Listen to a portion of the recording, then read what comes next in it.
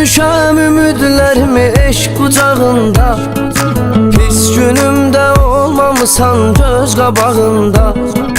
Sən indi xoşbəxtsən özgənin ocağında. Mənim qəmli görünməyim xoşuna gəlirmi? Səni sənsiz düşünməyim xoşuna gəlirmi? Söylə mənim üzülməyim xoşuna gəlirmi? Səni sənsiz düşünməyim xoşuna gəlirmi?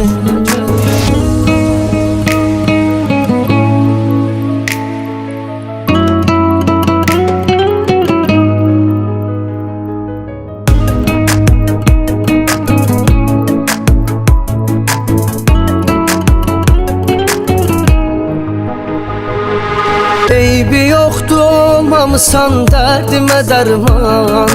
Mən sənin uğrunda fəda eyləmişəm can.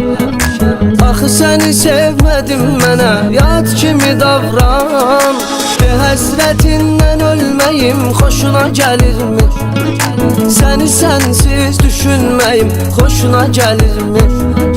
Söylə mənim üzülməyim xoşuna gəlirmi? Səni sənsiz düşünməyim xoşuna gəlirmi?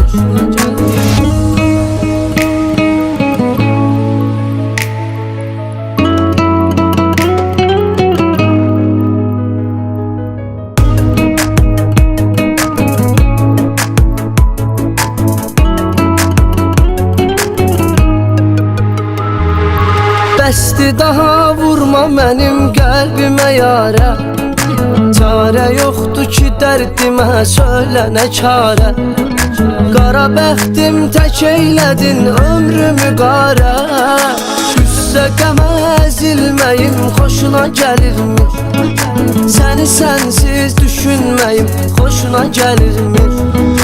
Söylə mənim üzülməyim xoşuna gəlirmi? Səni sənsiz düşünməyim xoşuna gəlirmi?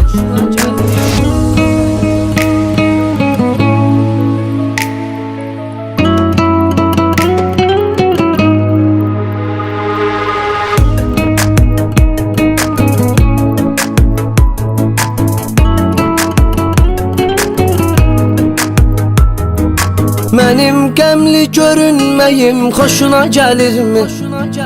Səni sənsiz düşünməyim xoşuna gəlirmi?